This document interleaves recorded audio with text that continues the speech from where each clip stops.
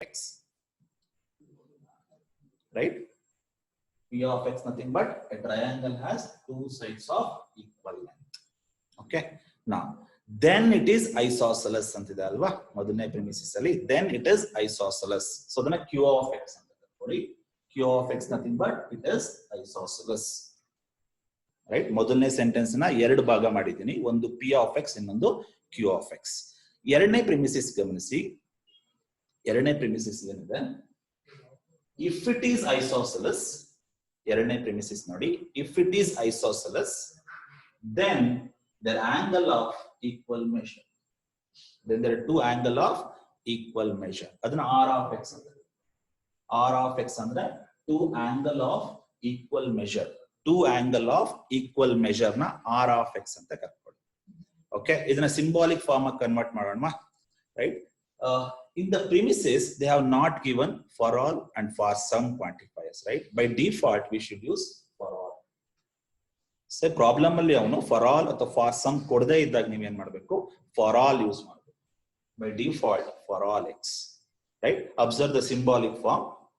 For all x, p of x is nothing but if the triangle has two sides of equal length, then it is isosceles. Then nothing but implies.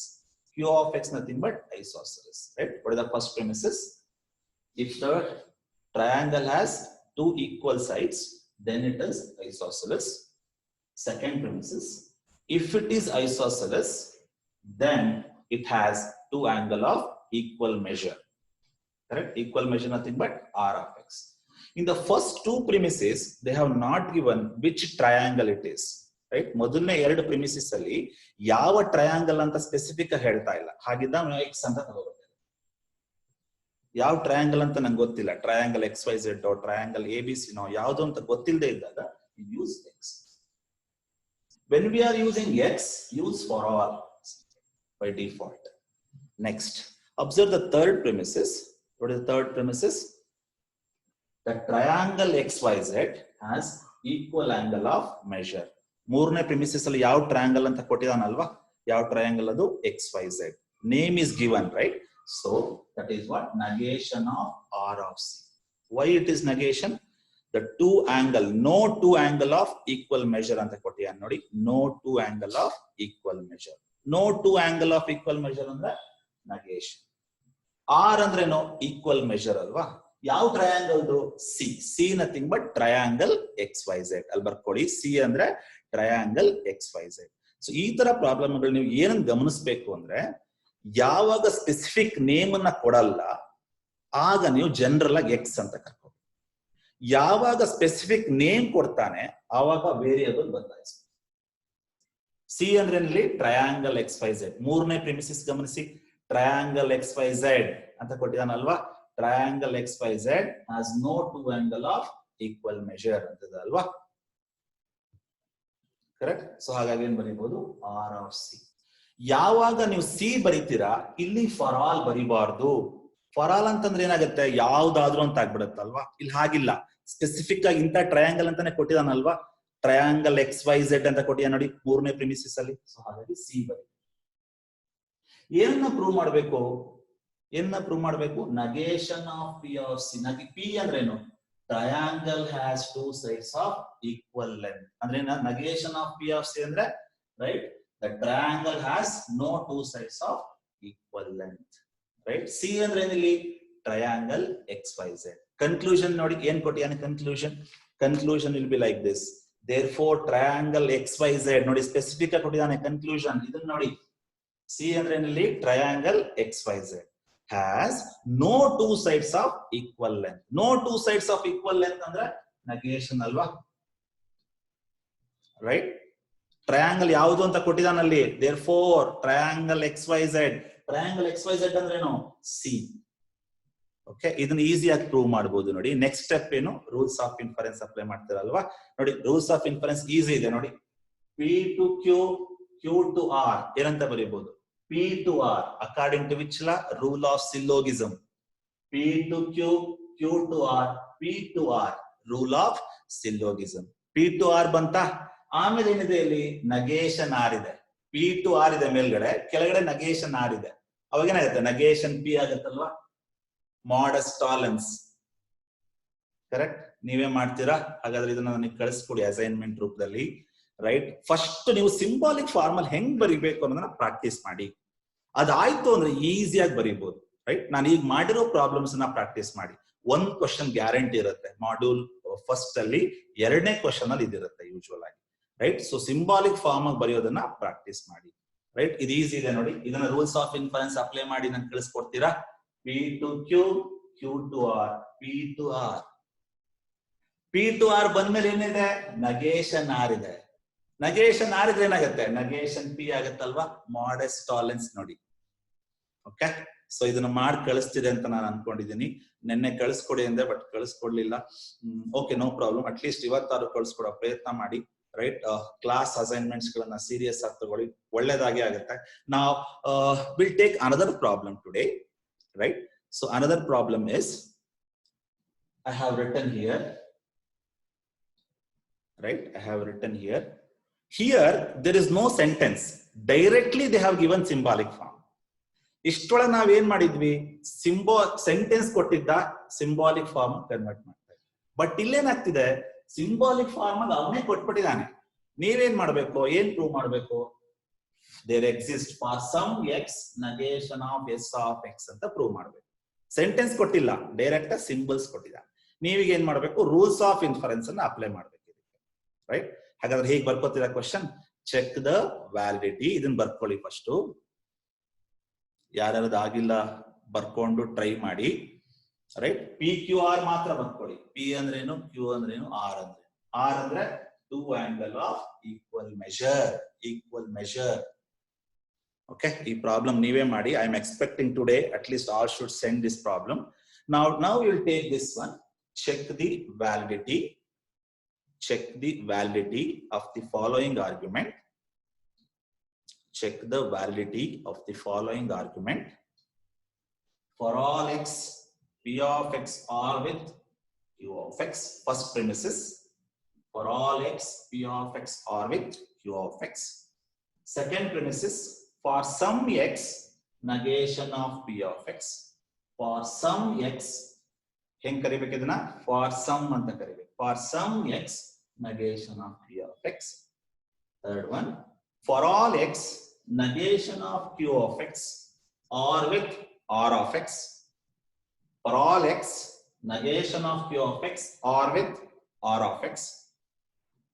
Fourth premise, there are four premises are given.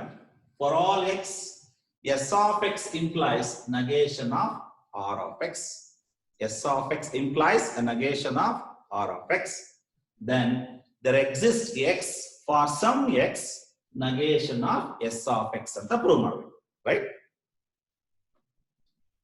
Got it? Now take this question, we'll solve this one.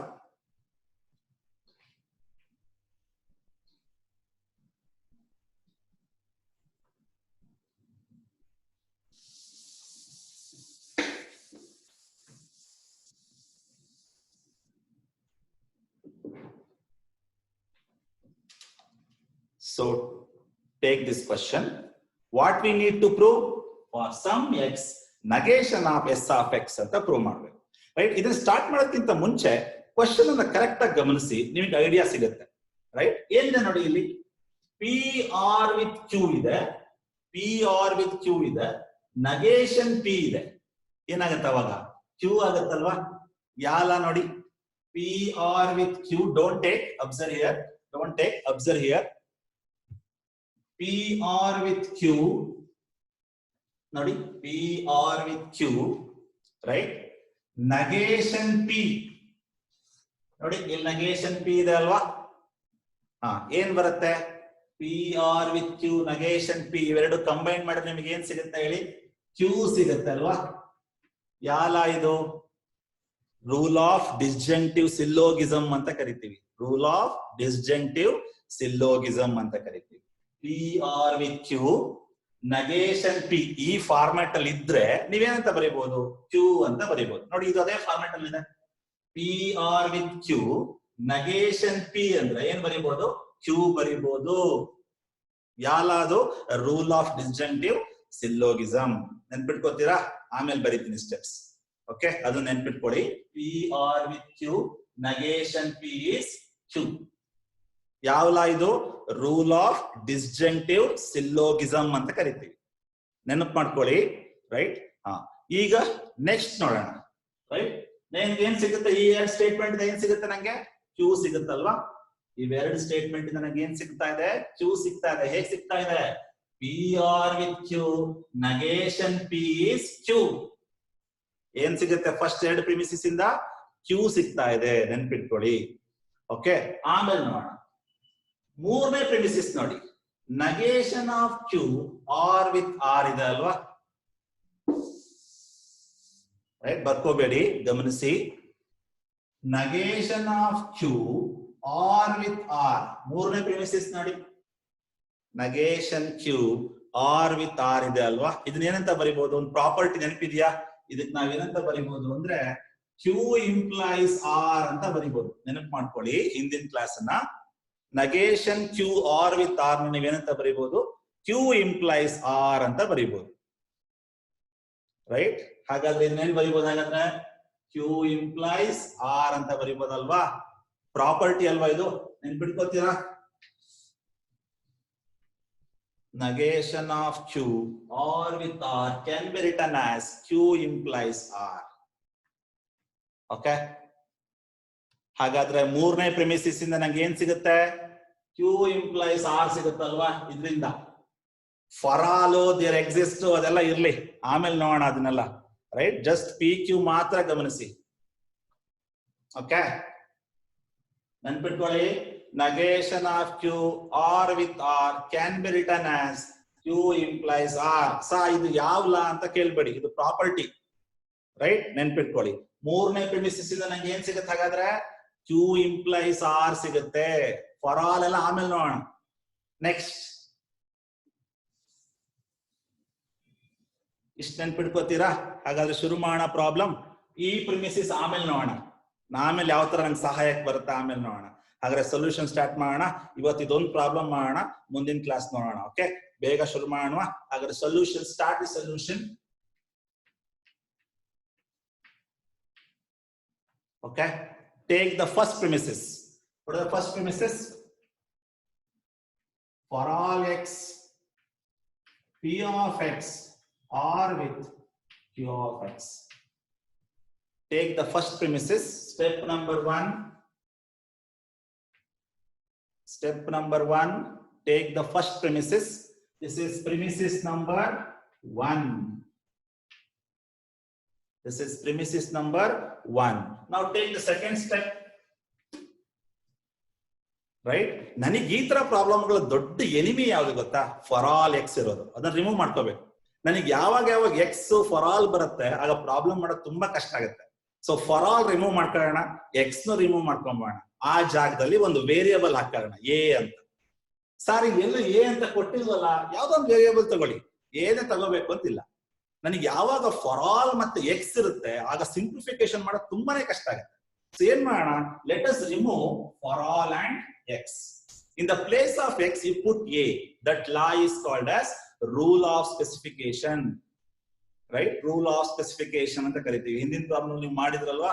Right, ನಾ observe. Second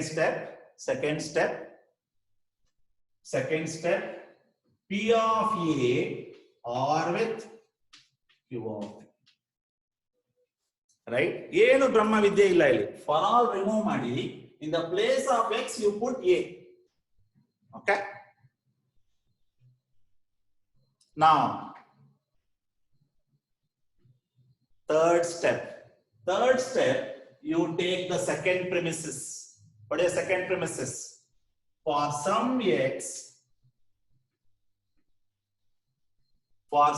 x, negation of P of x.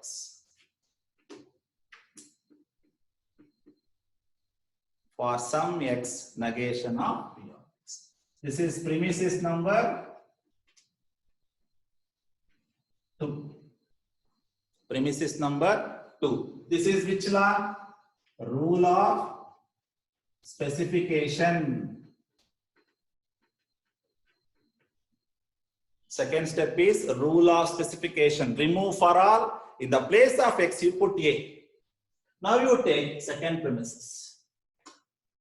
ಮತ್ತೆ for some ಬಂದು ಕುತ್ಕೊಂಡ್ಬಿಡ್ತಾವ. ಏನ್ ಮಾಡೋಣ? For some remove ಮಾಡೋಣ. X ಜಾಗದಲ್ಲಿ ಏನ್ ಹಾಕೋಣ? A ಹಾಕೋಣ. ಯಾಲ ಇದು ರೂಲ್ ಆಫ್ ಸ್ಪೆಸಿಫಿಕೇಶನ್. ಯಾವ ಪ್ರಾಬ್ಲಮ್ ಆದ್ರೂ ಕೊಡ್ಲಿ ಇದೇ ಹಣೆ ಬರ. ಓಕೆ, ನಾವು start. Fourth step, remove for us for some, right? Put negation of P of E. ನೋಡಿ ಅದೇ ಸ್ಟೇಟ್ಮೆಂಟ್ ನಂಬರ್ 3 ನೇ ಬರ್ದಿರೋದು. ಫಾರ್ ಆಲ್ ಮಾತ್ರ ರಿಮೂವ್ ಮಾಡಿದೀನಿ, ಎಕ್ಸ್ ಜಾಗದಲ್ಲಿ ಎ ಹಾಕಿದೀನಿ ಅಷ್ಟೇ. Okay, now this is which law? Rule of specification.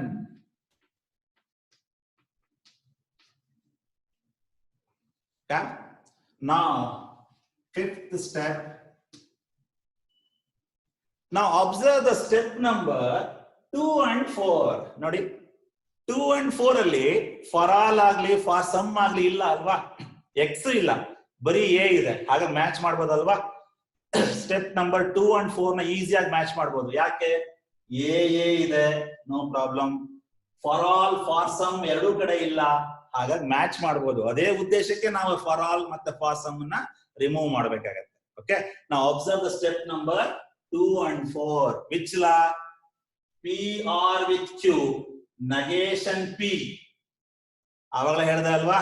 P R with Q, negation p can be written as q of a. ಹೆಂಗ್ ಬರ್ದೆ q of a? ಇನ್ನೊಂದ್ಸಲಿ ಗಮನಿಸಿ. P R with Q, negation p. ಇದಕ್ಕೆ negation ಹಾಕಿದ್ರೆ ಏನಾಗುತ್ತೆ? ಇದು ಬರುತ್ತೆ q of a. Which law? From step 2 and 4. From step 2 and 4, rule of disjunctive syllogism.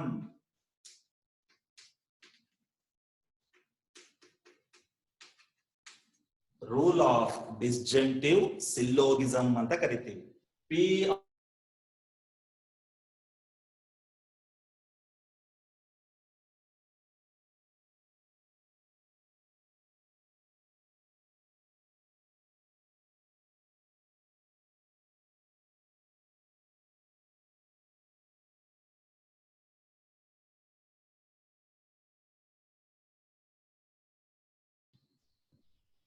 Okay, now observe here from step number 2 and 4, P R with Q, negation P is Q. Now next step. Now you take the premises number 3. Premises number 3 ತಗೊಳ್ಳೋಣ. ಏನಿದೆ ನೋಡಿ? For all x, negation of Q of x or with R of x. Premises number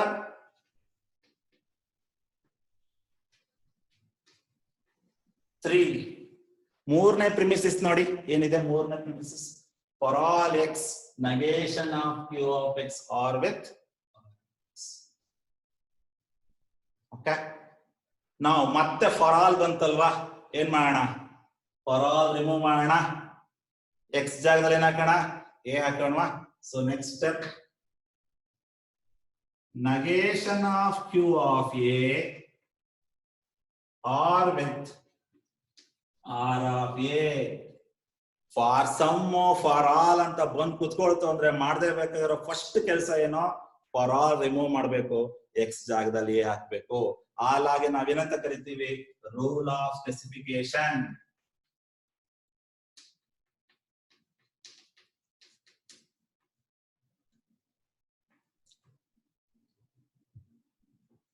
okay, rule of specification ನೋಡಿ. negation of q of a or with r of a.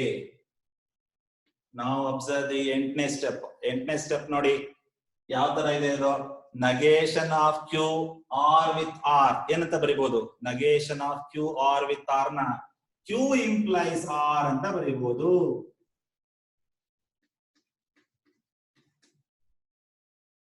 Right, ನಿಮಗೆ ಆವಾಗ ನಾನು ತೋರಿಸ್ತೇನೆ ಒಂದು property. ಏನ್ property? Negation of Q R with R ಏನಂತ ಬರೀಬಹುದು Q implies R ಅಂತ ಬರೀಬಹುದು ಪ್ರಾಪರ್ಟಿ ಬರ್ಕೊಳ್ಳಿ ಯಾವ property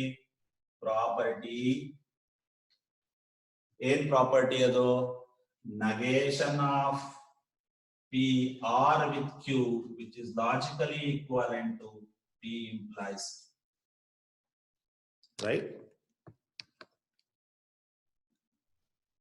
property negation of P R with Q ಏನಂತ ಬರೀಬಹುದು P implies Q ನೋಡಿ ಅದೇ ತರ ಇದೆ ಅಲ್ವಾ ಇದು negation of Q R with R can be written as Q implies R okay now ninth step okay ಈಗ ಏನ್ ಮಾಡೋಣ ರೈಟ್ ಇದನ್ನ ತಗೊಳ್ಳೋಣ ಯಾವ್ದನ್ನ ತಗೊಳ್ಳೋಣ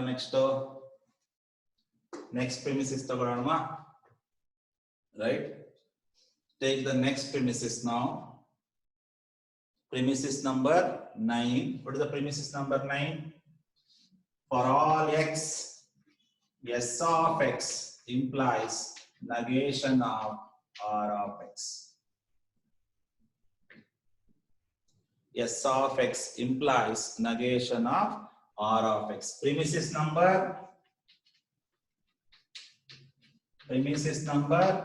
4 ನಾಲ್ಕನೇ premises ನೋಡಿ s of x implies negation of r of x ಮತ್ತೆ for all ಬಂತಲ್ವಾ ಇದನ್ನೇನ್ ಮಾಡೋಣ s of a implies negation of r of a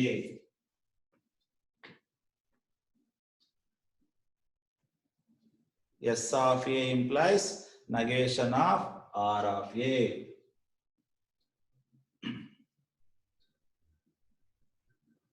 okay so this is the step number 10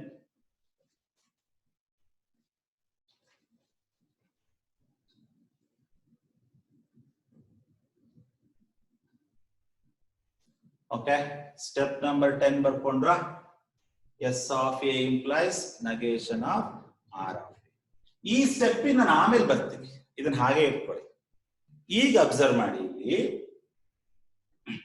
observe the step there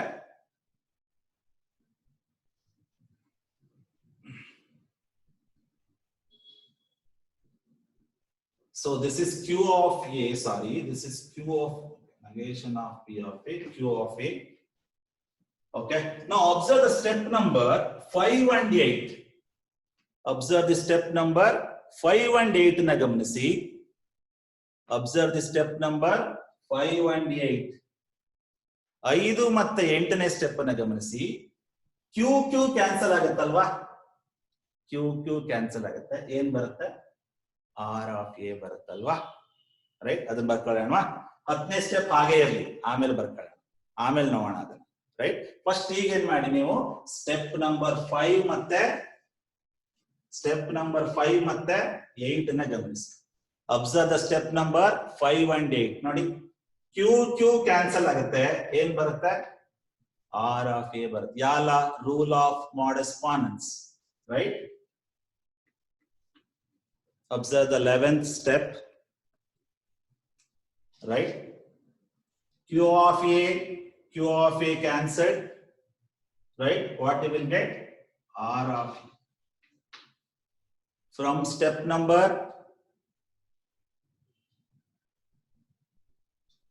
right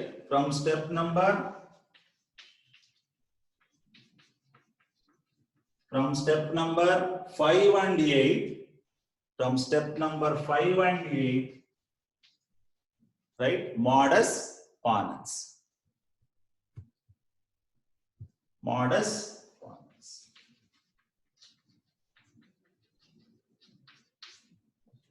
right ಗೊತ್ತಾಗ್ತಿದ್ಯಾ ಗಮನಿಸಿ correct ಆಗಿ step number 5 ಮತ್ತೆ 8 ನ ಗಮನಿಸಿ ನಿಮಗೆ ಗೊತ್ತಾಗ್ತದೆ right 5ನೇ ನೋಡಿ ಕ್ಯೂ ಕ್ಯೂ ಕ್ಯಾನ್ಸಲ್ ಆಗುತ್ತೆ ಏನ್ ಬರುತ್ತೆ R okay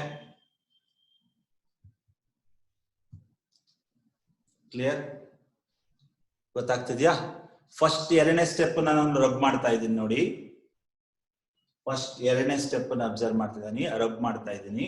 first 2 steps. Have you taken the first 2 steps?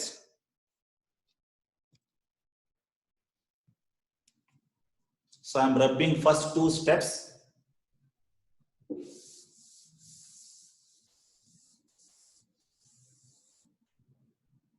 Okay, rubbing the first 2 steps. Now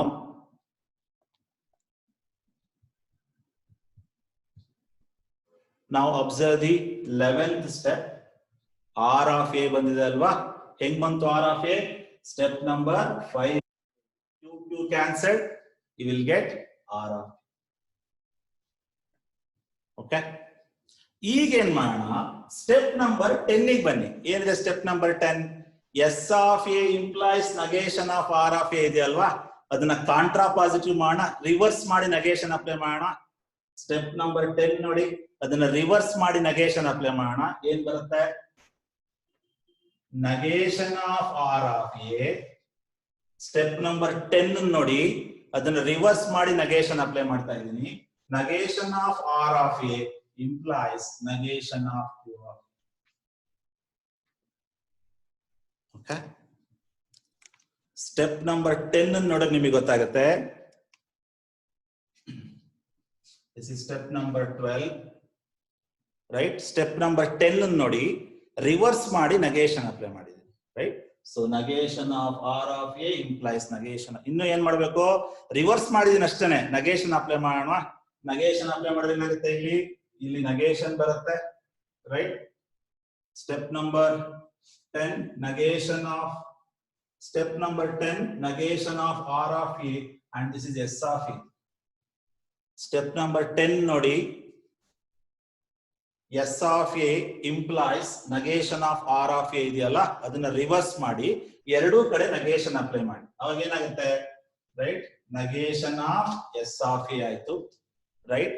ಇಲ್ಲಿ ಆಲ್ರೆಡಿ ಒಂದು ನೆಗೇಷನ್ ಇತ್ತು. ನೆಗೇಷನ್ ಏನಾಗುತ್ತೆ? ಕ್ಯಾನ್ಸಲ್ ಆಗುತ್ತಲ್ವಾ? ರೈಟ್? ಕರೆಕ್ಟ್ ಆಗಿ 10ನೇ ಸ್ಟೆಪ್ ನ ಗಮನಿಸಿ. ಇನ್ನೊಂದ್ಸಲಿ ತೋರಿಸ್ತೀನಿ ನೋಡಿ. 10ನೇ ಸ್ಟೆಪ್ ನೋಡಿ, S of A implies negation of R of A ಇದೆಯಲ್ಲ, ಅದನ್ನ ರಿವರ್ಸ್ ಮಾಡು. ರಿವರ್ಸ್ ಮಾಡಿದಾಗ ಏನಾಗುತ್ತೆ? negation of R of A implies negation of S of A. Negation already ಇದೆ ಅಲ್ವಾ? ನೆಗೇಷನ್ R ಅಲ್ಲಿ ಆಲ್ರೆಡಿ ಇದೆ. ನೆಗೇಷನ್ ಕ್ಯಾನ್ಸಲ್ ಆಗಿ ಏನ್ ಬರುತ್ತೆ? ಸ್ಟೆಪ್ ನಂಬರ್ 10 ಇದೆಯಲ್ಲ, ಅದನ್ನ ರಿವರ್ಸ್ ಮಾಡಿ ಎರಡೂ ಕಡೆ ನೆಗೇಷನ್ ಅಪ್ಲೈ. ಓಕೆ, ನಾವು ನೆಕ್ಸ್ಟ್ ಈಗ ಅಬ್ಸರ್ವ್ ಮಾಡಿ. Observe the step number 11. Observe the step number 11 ಅಲ್ಲಿ ಏನಿದೆ ನೋಡಿ. Observe the step number 11. Step number 11 ಅಲ್ಲಿ ಏನಿದೆ? ಆರ್ ಆಫ್ ಎ ಇದೆ ಅಲ್ವಾ? ಓಕೆ, ಸ್ಟೆಪ್ ನಂಬರ್ 11 ಮತ್ತೆ 12 ನ ಕಂಪೇರ್ ಮಾಡಿ. ಸ್ಟೆಪ್ ನಂಬರ್ 11 ಮತ್ತೆ 12 ನ ಕಂಪೇರ್ ಮಾಡಿ. 11 ಅಲ್ಲಿ ಏನಿದೆ? ಆರ್ ಆಫ್ ಎ ಇದೆ. 11 ಅಲ್ಲಿ ಏನಿದೆ? ಆರ್ ಆಫ್ ಎ ಇದೆ. ಇಲ್ಲೇನಿದೆ? ಆರ್ ಆಫ್ ಎ ಇದೆ. ಆರ್ ಆಫ್ ಎ ಕ್ಯಾನ್ಸಲ್ ಆಗಿ ಏನ್ ಬರುತ್ತೆ? Negation of. ರೈಟ್? ಗೊತ್ತಾಗ್ತಿದ್ಯಾ? ಸ್ಟೆಪ್ ನಂಬರ್ 11 ನೋಡಿ. ಸ್ಟೆಪ್ ನಂಬರ್ 11 ಅಲ್ಲಿ ಏನಿದೆ? ಆರ್ ಆಫ್ ಎ ಇದೆ ಅಲ್ವಾ? ಓಕೆ, ನಾವು ಸ್ಟೆಪ್ ನಂಬರ್ 12 ಅಲ್ಲಿ ಏನಿದೆ? R of A. ಕ್ಯಾನ್ಸಲ್ ಆಗಿ ಏನ್ ಬರುತ್ತೆ? ಆನ್ಸರ್ ಸಿಕ್ತಲ್ವಾ? ನಿಮಗೆ ಬೇಕಾಗಿರೋದೇನು? Negation of S. ಕರೆಕ್ಟಾ?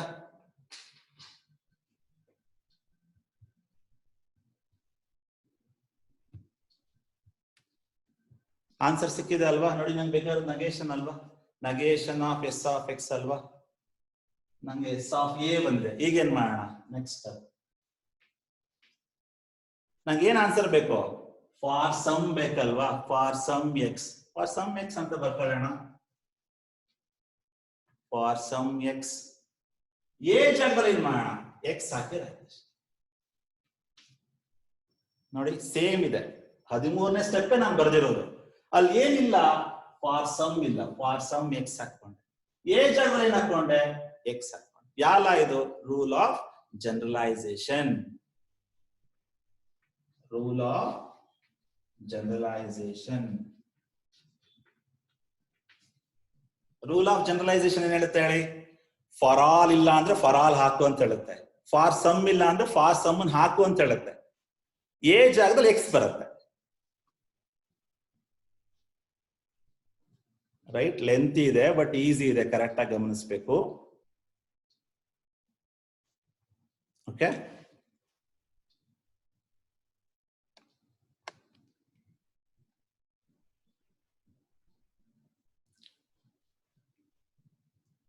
so I have concluded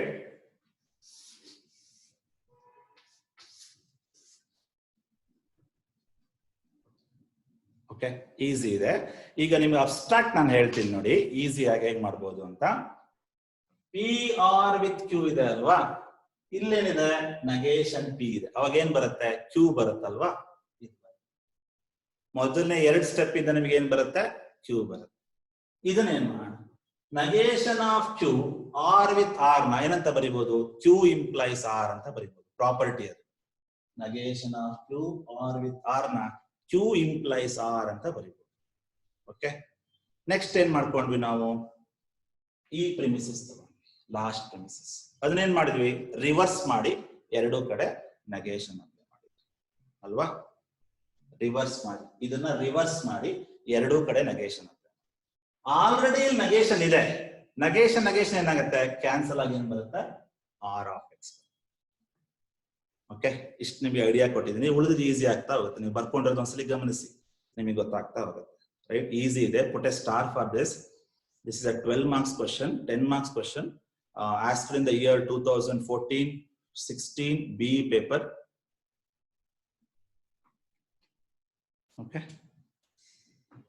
So last step ಗಮನಿಸಿ, S of A ಇರೋದೇನಾಗುತ್ತೆ, S of X ಆಗುತ್ತೆ. ಯಾಲ ರೂಲ್ ಆಫ್ ಜನರಲೈಸೇಷನ್. ಇಲ್ಲಿ ಏನು ಇಲ್ಲ ಅಲ್ವಾ, ಅಲ್ಲಿ ಏನ್ ಬರುತ್ತೆ, ಫಾರ್ ಸಮ್ ಎಕ್ಸ್. ನನಗೆ ಬೇಕಾದ್ರೆ ಆನ್ಸರ್ ಏನು, ಫಾರ್ ಸಮ್ ಎಕ್ಸ್ ಅಲ್ವಾ.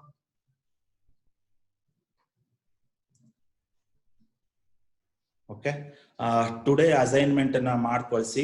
ಈ ಕ್ವಶನ್ ಏನಿದೆ ರೈಟ್, ಇದನ್ನ ಸಾಲ್ವ್ ಮಾಡಿ ನಿಮಗೆ ಮತ್ತೆ ನಾನು PDF ಕಳಿಸ್ಕೊಡ್ತೀನಿ. ರೈಟ್, ಈಸಿ ಆಗಿದೆ, ಕರೆಕ್ಟ್ ಆಗಿ ಗಮನಿಸ್ಬೇಕಷ್ಟೇನೆ. Okay,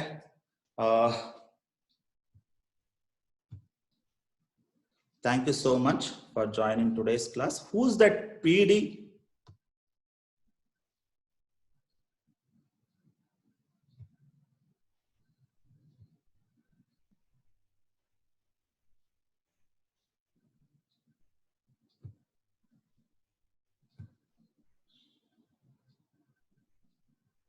Who's that PD? PD name?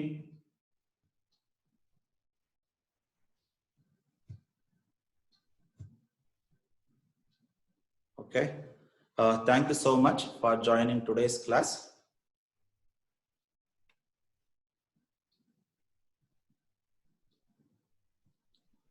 Okay, thank you for joining today's class. Send that assignment question and follow this question. ಇಲ್ಲಿ ಏನಾಗುತ್ತೆ ಪ್ರಾಬ್ಲಮ್ ನನಗೆ ಅಂದ್ರೆ ಲಿಂಕ್ ಸಿಗಲ್ಲ, ಬೋರ್ಡ್ ಲೆಂತ್ ಸಿಗೋದಿಲ್ಲ. ಸೊ ಹಂಗಾಗಿ ಲಾಸ್ಟ್ ಸ್ಟೆಪ್ ಹೇಳೋದು ಸ್ವಲ್ಪ ಕಷ್ಟ ಆಗುತ್ತೆ. ಸೊ ನೀವು ಒಂದ್ಸಲಿ ಗಮನಿಸಿ, ಅದನ್ನ ಈಸಿ ಇದೆ. ರೈಟ್, ಈ ಪ್ರಾಬ್ಲಮ್ ನ ಮಾಡಿ ಕಳಿಸಿ, ನನಗೆ ನೀವೇ ಮಾಡಿ ಕಳಿಸಿ. ರೈಟ್, ಮತ್ತೆ ಅದನ್ನ ನೋಡಬೇಡಿ, ನೀವಾಗೆ ಟ್ರೈ ಮಾಡಿ ನನಗೆ ವಾಟ್ಸಪ್ ಕಳಿಸಿ. ಒಂದು ಕ್ಲಾಸ್ ಅಸೈನ್ಮೆಂಟ್ ಆವಾಗಲೇ ಮಾಡಿದ್ದು, ಟ್ರಯಾಂಗಲ್ XYZ, ಇದ್ರದ್ದು ನೀವೇ ಮಾಡಿ ನನಗೆ ಕಳಿಸ್ಕೊಡಿ. ಓಕೆ, ಇದನ್ನ ಮಾಡಿಬಿಟ್ರೆ ನೀವು ಎಲ್ಲಾ ಪ್ರಾಬ್ಲಮ್ ಸಾಲ್ವ್ ಮಾಡ್ಬೋದು. ಇದರಲ್ಲಿ ಎಲ್ಲಾ ಸ್ಟೆಪ್ಸ್ ಇದೆ, ಹಾಗಾಗಿ ಕಳಿಸ್ಕೊಡಿ. Thank you so much for joining today's class. So I am leaving now.